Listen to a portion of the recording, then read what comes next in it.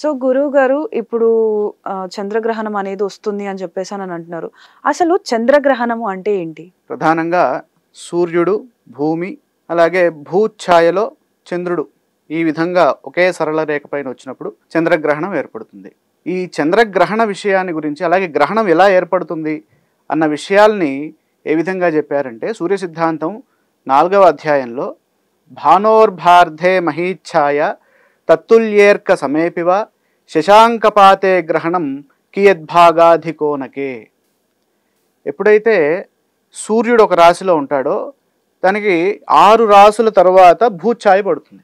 అంటే భూమి యొక్క నీడ ఇప్పుడు 180 degrees ఆపోజిట్లో పడుతూ ఉంటుంది.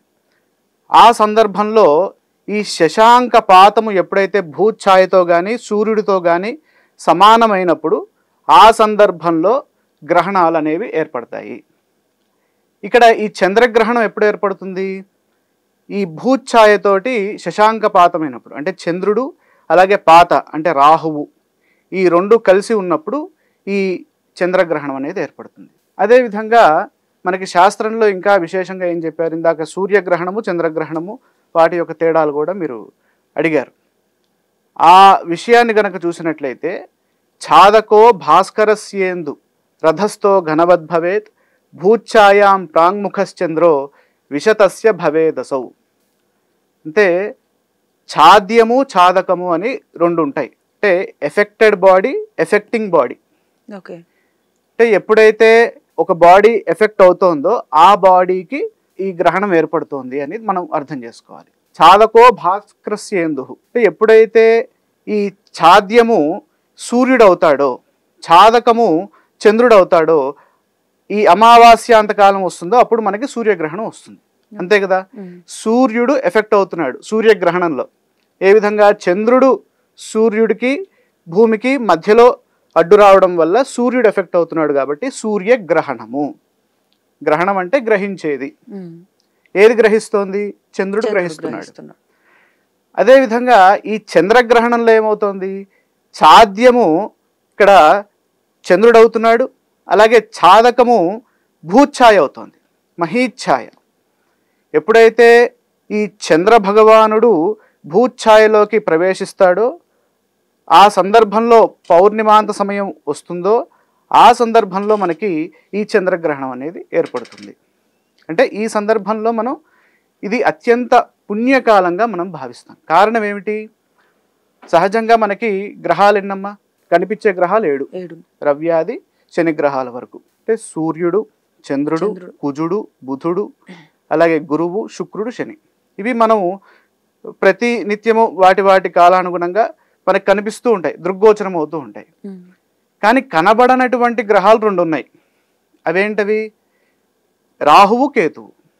ఈ రాహుకేతువులని ఒకే కాలంలో అంటే ఒకేసారి మనం దర్శించగలం. అది ఏ సమయం అంటే గ్రహణ సమయం. ఈ గ్రహణ సమయంలోనే రాహు దర్శనం అవుతుంది. అందుకనే శాస్త్రంలో ఏం చెప్తారంటే సర్వేషామేవ వర్ణానాం సూతకం రాహు దర్శనే అని చెప్తారు. అంటే ప్రతి ఒక్కరికి, అంటే రాసులతో వేటితో సంబంధం లేదు, ఈ గ్రహణం ఎవరెవరికైతే దృగ్గోచరం అవుతుందో వారందరికీ ఈ రాహు దర్శనం అవుతుంది. అంటే రాహువు యొక్క స్థితి అక్కడ కనిపిస్తుంది. అంటే మీరు ఇందాక అన్నారు బ్లడ్ మూన్ అని. సంపూర్ణ చంద్రగ్రహణాల్లో మనకి ప్రధానంగా చంద్రుడి యొక్క వర్ణం ఎట్లా ఉంటుంది? ఎరుపు రంగులో ఉంటుంది. అది దానికి కారణం ఏమిటంటే అట్మాస్ఫియరిక్ రిఫ్రాక్షన్ వల్ల దాని యొక్క కలర్ అలా మారుతుంది. అంటే మొదటిగా నలుపులోకి మారి, అంటే పాక్షిక గ్రహణ సమయంలో బ్లాక్ కలర్లో ఉంటుంది. ఆ తర్వాత టోటాలిటీ మిడ్ ఎక్లిప్స్ వచ్చినప్పుడు కరెక్ట్గా రెడ్ కలర్లో రక్తవర్ణంలోకి వస్తుంది. అదే రాహువు. అంటే రాహువు యొక్క స్థితి. రాహు అంటే ఏమిటి? భూఛాయ. భూఛాయనే రాహువుగా మన శాస్త్రంలో చెప్పారు. ఈ రాహు దర్శనం ఎప్పుడైతే అవుతుందో ఆ సందర్భంలో ప్రతి ఒక్కరికి సూతక దోషం ఏర్పడుతుంది. సూతకం రాహు దర్శనే.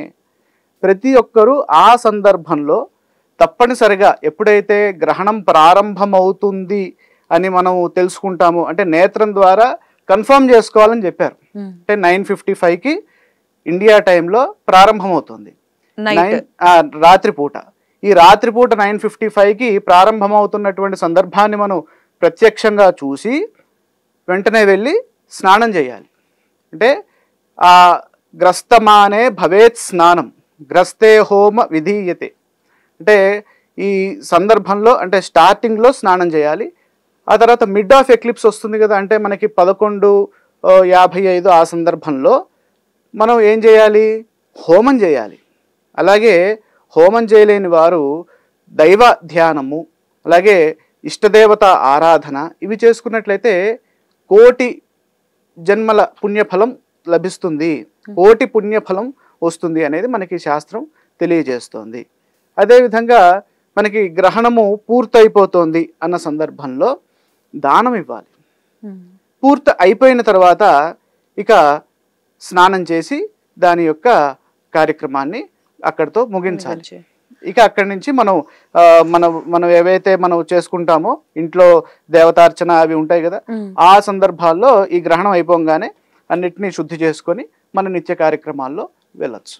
సో గురువుగారు, ఇప్పుడు చాలా వరకు మనకి గ్రహణాలు వచ్చినప్పుడు కొంతమంది చూడొద్దు అని అంటారు. బట్ ఈసారి వచ్చే చంద్రగ్రహణాన్ని మీరు అన్నారు అదేదైతే గ్రహణం అయిపోయే స్టేజ్ ఉంటుందో అప్పుడు మీరు చూసిన తర్వాత స్నానం చేసి మళ్ళీ తర్వాత కార్యక్రమాలు చేసుకోవచ్చు అని అంటున్నారు. సో ఇలా చూడడం వల్ల అంటే ఎలాంటి ప్రభావాలు పడుతూ ఉంటాయి?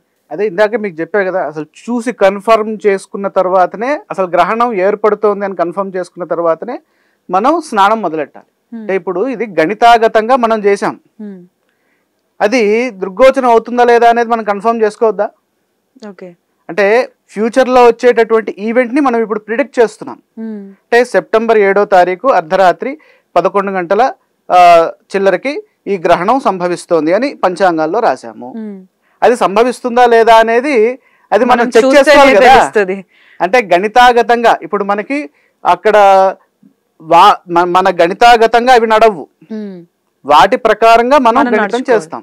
కాబట్టి ఈ గణితము సరైనదా కాదా అన్న విషయాన్ని మనం చూసుకొని అక్కడ చెక్ చేసుకున్న తర్వాతనే మనకి ఈ ఫలితం అనేది ప్రారంభమవుతుంది. ఎప్పుడైనా ఎక్కడైనా మీ చేతిలోనే వార్తా ప్రపంచం, మీ మొబైల్లో, మీ కంప్యూటర్లో, మీ టీవీలో. సాక్షి టీవీ డిజిటల్ ప్రసారాల కోసం లాగిన్ అవ్వండి www.youtube.com/sakshi tv. Subscribe Sakshi TV YouTube channel.